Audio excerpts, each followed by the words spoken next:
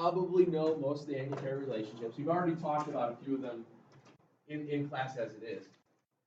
So when we're looking at what are called angle pair and angle pair relationships within with angles, the first one that this textbook talks about are the angle pair relationships of what are called complementary and supplementary.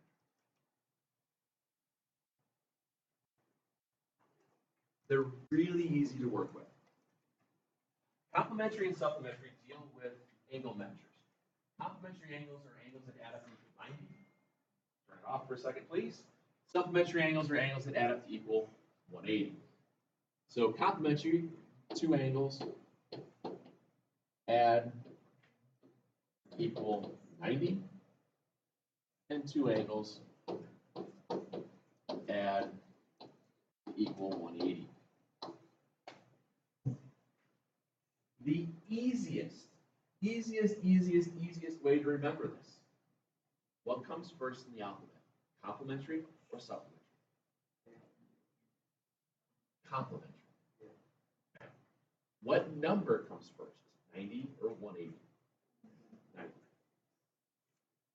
It's the cheesiest way to remember that alphabetically complementary comes first, and numerically when you're counting, 90 comes first. That's why they match up. Okay. So complementary angles, two angles add up to equal 90.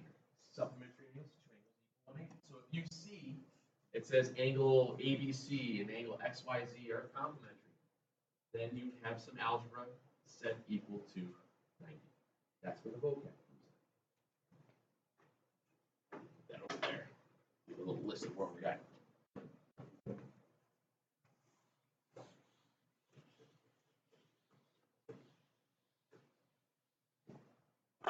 So complementary.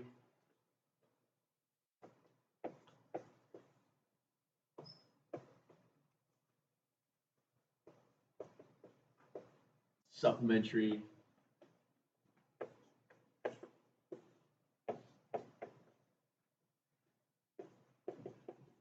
You guys okay with my abbreviations?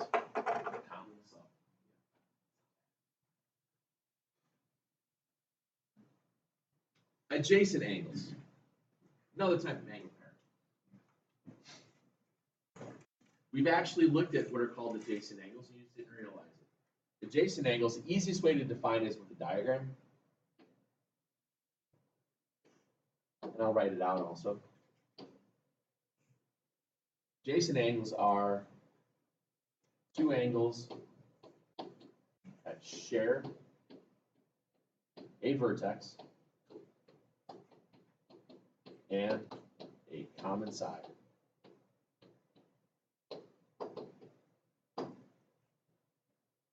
Two angles that share a vertex and a common side. We actually did this yesterday. We just didn't use the word adjacent. So think of it as angles that are next to each other. Think of it as a townhouse angle. Townhouses are all next to each other, right? They're adjacent to each other. Adjacent angles are like townhouses. They have a common wall, a common apartment.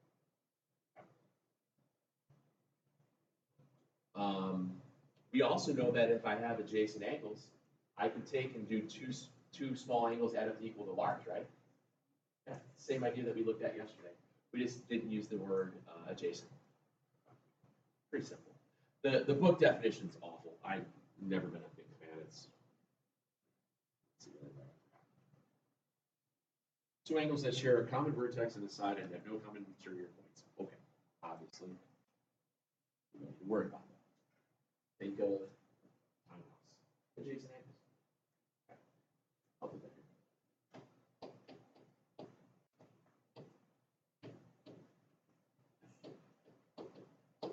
I like that townhouse. I just thought of that. You guys all quiet today. This is like a bad day. My first hour was like this too.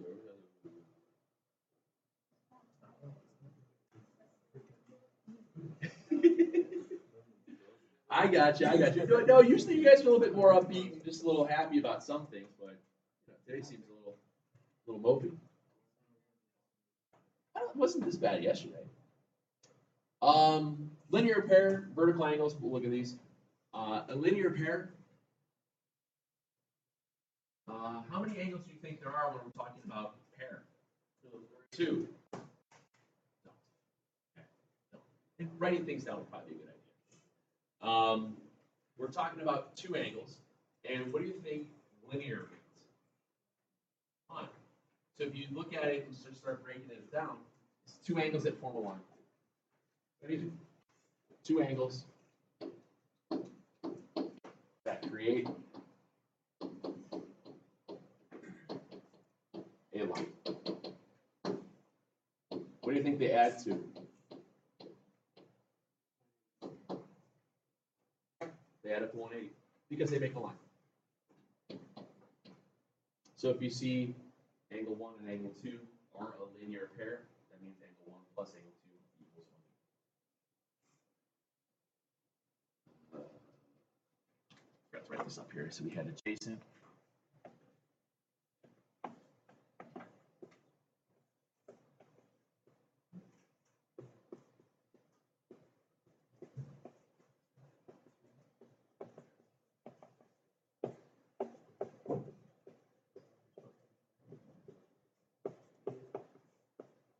Linear pair.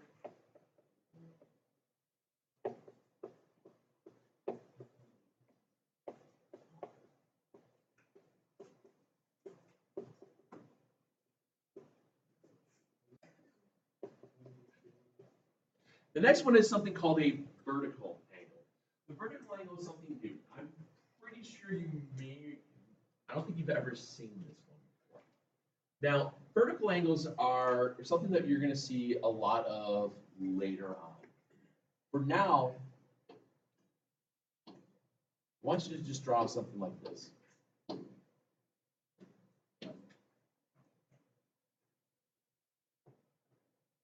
And what I'm going to do is, at that point where those two lines intersect, how many angles are created? There's 4.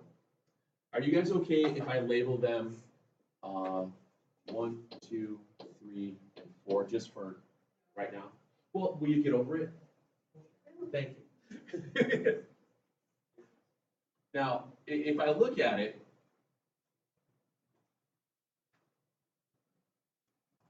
what do you think angles 1 and 2 add up to equal? 180. What do you think that angles 2 and 3 have to add up to equal? 180. What do you think angles 4 and 3 have to add up to equal? And what about 1 and 4? 180.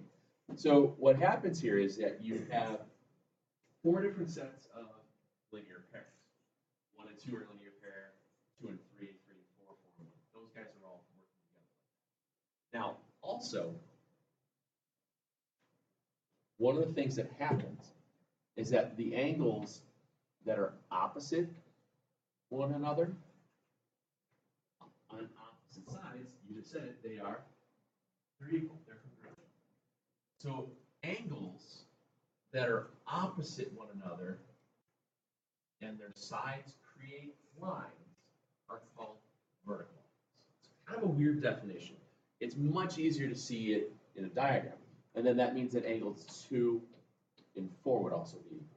See how I put 2 tick marks for those guys? Because they're different angles. Yeah. All 4 of them? Yes. Because you went all the way around something.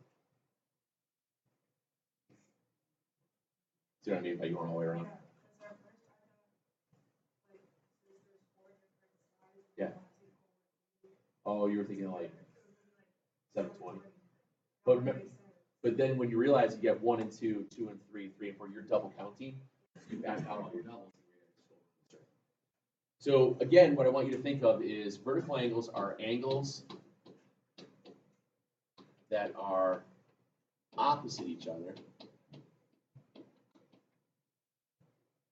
and their sides make lines. And one of the things that we always say is that in a diagram, we can always assume this to happen because we know the following. Vertical angles are always congruent.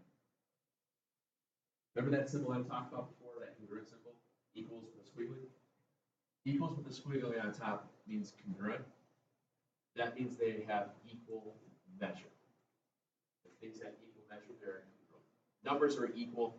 Angles, if two angles equal 46 degrees, they're congruent because they have a measure that attaches to them. 12 inches is the same as 12 inches. 12 inches is congruent to 12 inches.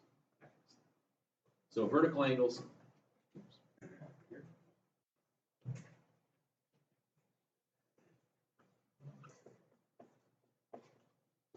I'm just going to kind of draw the picture.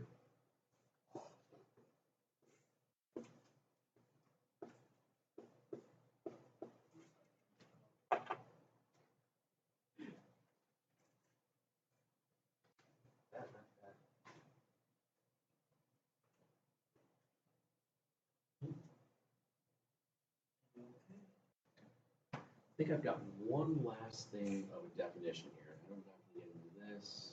No, we get in there. Angle bisector. Last big definition, then we'll do some problems.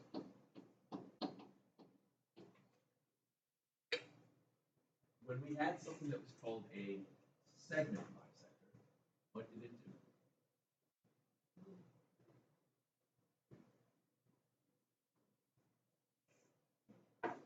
Bisect segment. A segment bisector cut a segment into two equal parts. Very good.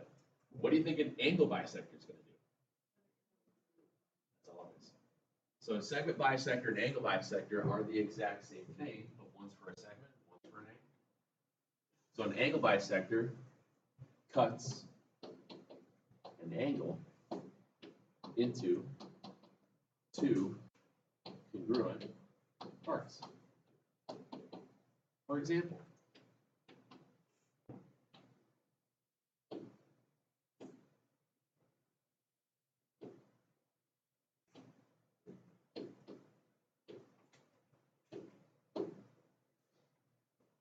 say I have this as a diagram.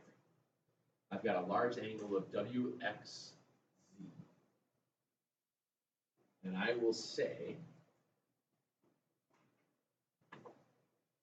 XY bisects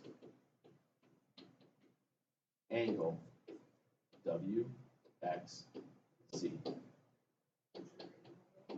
What's that?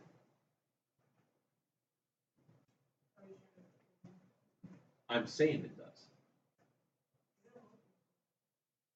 I'm saying it does. Does it have to be? Remember, and I like your argument, but if it says it is, it is. Because we don't have precision in tools with pens and markers and stuff like that to do that. I know that I'm going to do a day of constructions where we will take an angle and we'll bisect the angle into two equal portions that you will be able to measure and see that you did it correctly. But for now, we're just kind of drawing a picture. So if I say if angle WXZ equals 110 degrees, one of those two angles have to be equal. How'd you do that so fast in your head?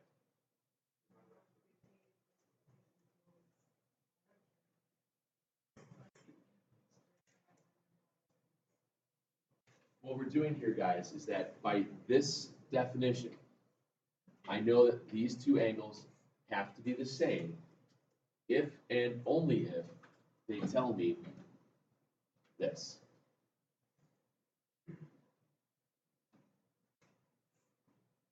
Like on our quiz the other day, some of you guys made the mistake of anytime you saw two segments, you automatically set them equal to each other.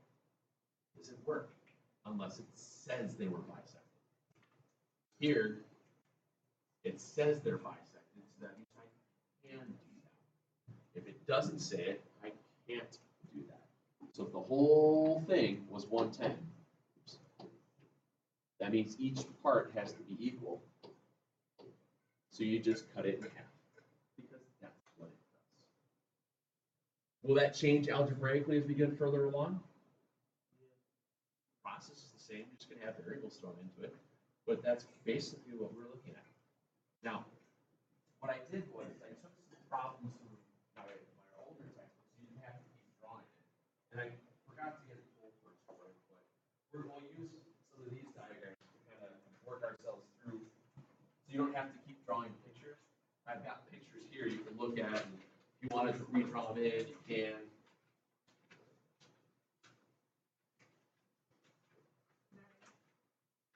I think I've got a couple more, but for the most part, I said your guys is with them. That way you just have to keep drawing.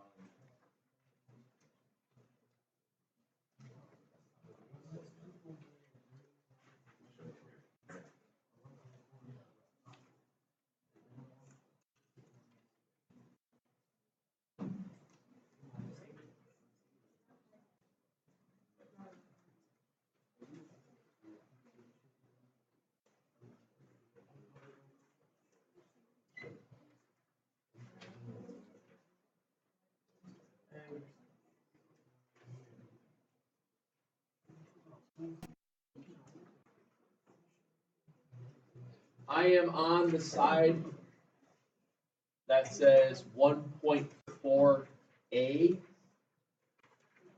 I'm on the side that says 1.4a in the top left corner. And this is number 26. Number 26 states, ray BD bisects angle ABC. That means it cut the large angle ABC into two equal portions. So algebraically, what do I do with those two parts? Well, set them equal to each other because that happens. So you get 5x plus 2 is 7x minus 6. Wherever you want. I put the picture there so you don't have to draw the picture. So moving stuff around. What do I move first? 5x, good. So I move 5x, subtract it. I get 2 is 2x minus 6. Bring the 6 back.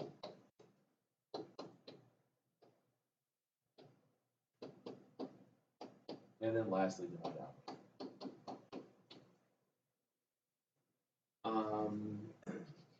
Think on here, then it says, find the measure of angle ABC. Well, I'm going to find the measure of angle ABC. What do I have to do with that 4?